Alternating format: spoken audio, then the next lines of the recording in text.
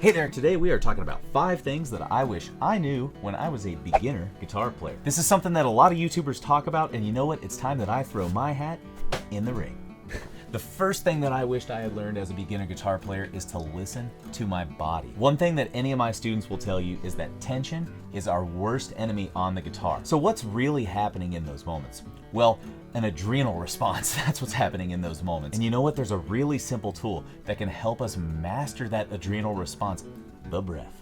The breath has been scientifically shown to lower levels of cortisol and adrenaline in your bloodstream when you actively breathe. So the more that you breathe and place your mind on the breath in those moments, even if you have to stop playing, the more you're going to be able to bring yourself back to the moment, ground yourself in your playing, and move ahead. One tool that I also recommend is the body scan. This is something you can do before you even sit down to play every day. The body scan is a form of mindfulness meditation where you check in with the breath, ground yourself in the feeling of being inside your body. Weird, I know, but stick with me. Then, starting from the top of your head, mentally scanning downward in your body and trying to notice, right now, some tension in my jaw, trying to notice if there's any tension inside your body. Whenever you reach those points of tension, ground yourself in that region of the body mentally for the moment and keep actively breathing. A lot of times, this is enough to even relieve that tension, or at least let it release a little bit. If it doesn't achieve that effect, don't be frustrated. That's very normal.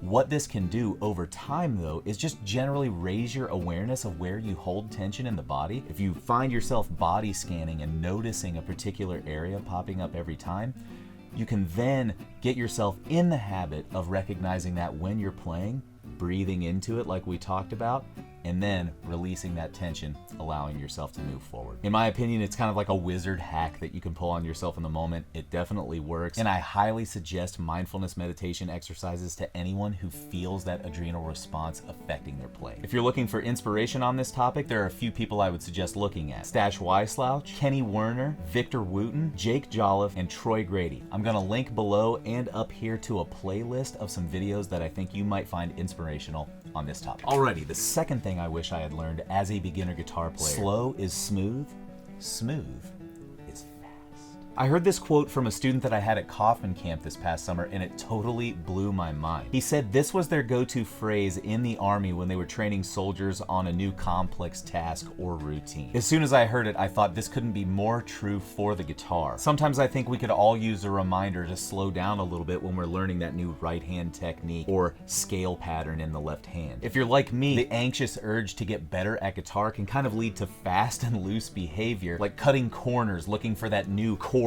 to buy, or new book to buy, or new piece of gear that's going to help you out. The anxiety in those moments has definitely held me back. Attempting to acquire information in this way, rapidly and cutting corners, going for that dopamine rush of buying the next new product, that can lead to frustration, anxiety, and ultimately for a lot of people, the urge to put the instrument down. Tell me if this sounds familiar. You haven't practiced guitar in a while, so you sit down at the computer, you search for a tab of one of your favorite tunes or transcriptions, you download it, and you immediately start reading it front to back, note by note. Each time you make a mistake, you focus on that section a little bit, you move forward. So after an hour, you can read the tab front to back smoothly in a slow tempo, and you are a freaking champion.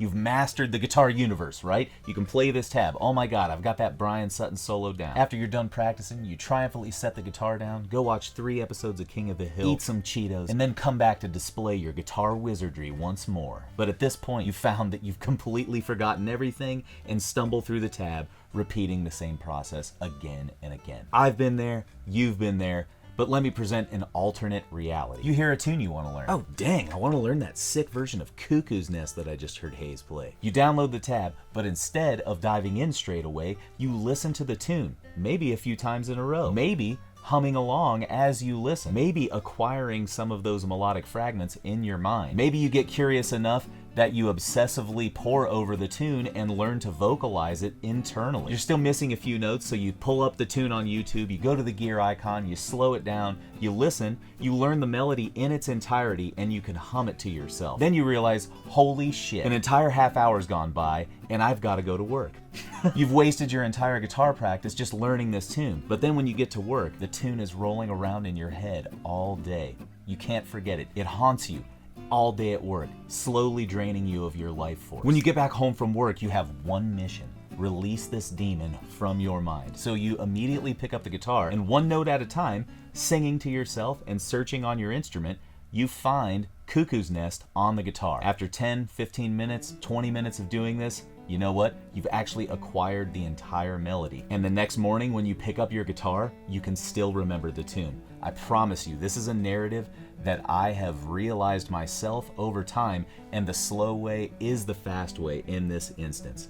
Slow is smooth, smooth is fast. The third thing I want to reveal to you is your number one musical asset: your ear. Your ear, and really your voice, are your number one musical asset when trying to sit down and learn the guitar, and that's something I wished I had learned a lot sooner.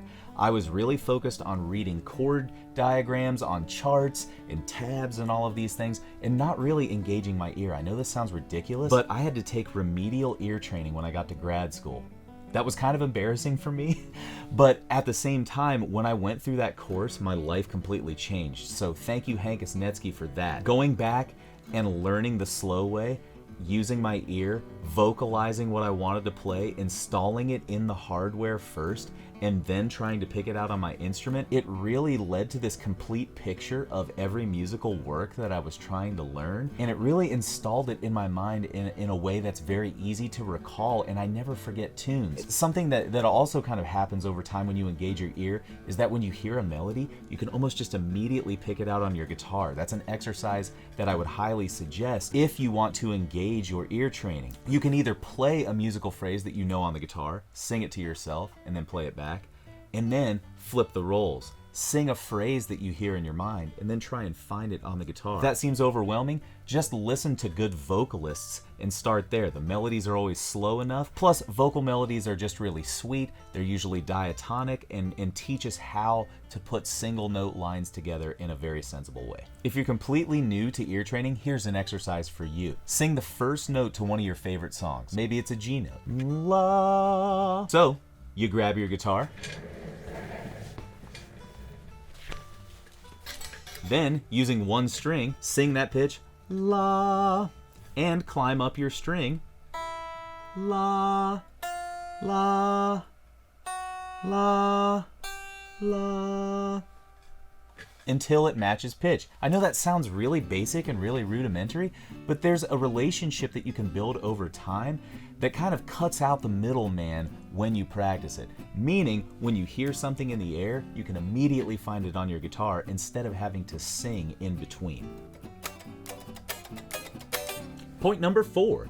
Learn the fingerboard. Learning the notes on the fretboard is one of the things I try to work with in all of my private lessons. I think we can all use a little bit of training in this way as guitar players. Guitar pedagogy is really scattered, and some methods don't really emphasize learning the notes on the fingerboard. If you're just reading tab, you're learning numbers, not notes, right? So as you're reading the tab, try and pick out each note. Climb up the string one note at a time. If you don't know how that fretboard logic works, learn the chromatic scale, sharps between every note except B and C, or E and F, and then start with the name on your string and climb up until you find the pitch that you're looking for. B, C, C sharp, D, D sharp, E, F, F sharp, G. Another exercise you can do when you're figuring out all those melodies by ear, all of me. Try and name the pitches as you're singing that melody. All of me, C, B, C, C sharp, D, D sharp, F, F, G. I promise if you do that for a couple weeks, your brain kind of just starts to install these notes in the hardware. It gets pretty frustrated that you're doing it all the time. It's like, okay, the 9th fret on a G string, that's an E note. Okay, and the last thing that I wished I had learned as a beginner guitar player: play with other people. I was mostly a bedroom picker for my first 2 to 3 years, but at the 3-year mark, my guitar teacher at the time, John Sheets, put me together in a band with some of his other private students playing, you guessed it, bluegrass music. That's kind of what put me on this path to bluegrass, which led to, kind of my career and all that stuff, I guess. But playing in that band was where I could workshop so many skills that are really hard to work on alone in your bedroom. How do you keep track of the form of a song? How do you learn about breath beats in bluegrass music? How do you play a simple solo and know your entry points and maybe a good outro lick like a G run? How do you play good rhythm so you don't get the stink eye from everyone in the band for dragging, kind of like I did? This experience was like absolute fuel on the fire for me when I was learning the guitar, and it's something I would highly suggest you do. Now, what if you don't immediately know of some people to get together and play music with? Well, here are a few good resources for you. Number one, most local pubs, usually of the Irish or microbrew variety, will host some kind of acoustic night, bluegrass jam, Irish jam, something like that. Those are always great places to meet musicians, and I would highly suggest going to them. Even if you don't want to play Irish music, but maybe you want to play folk or something like that. Usually those people kind of float in similar circles, right? If you don't have anything immediately like that in your hometown, you can do an online search for Pete Wernick jam classes, especially if you're a beginner jammer. Pete Wernick jam classes are something that's a really cool resource and happens here in Columbus, Ohio, thanks largely in part to George Welling, one of my bandmates. Now, these Pete Wernick method classes teach beginners how to operate together as a bluegrass band. They're always really chill. They teach you the standard repertoire, how to count using Nashville numbers, all that kind of stuff. So they're great classes, and I would highly recommend Wernick method classes to anyone out. You can also attend music camps like Kaufman Camp or the Great Lakes Music Camp, where I teach every year. If those resources don't do it for you, you can check out some Facebook groups dedicated to bluegrass. The Bluegrass Guitar Group is a really supportive community, and I know that they would be willing to point you in the direction of some people in your local area that could maybe jam. All right, my friend, there you have it. 5 things I wish I had known as a beginner guitar player. I hope you enjoyed this video, and be sure to check out the description below where I've got some playlists of videos that I think you'll find inspirational related to everything we discussed today. If you're interested in learning more from me or studying with me, check out the link below in the description to my guitar club. That's hayesgriffin.club. I really appreciate you sticking around this far in the video, but don't go anywhere, okay? We've got more great content queued up right here.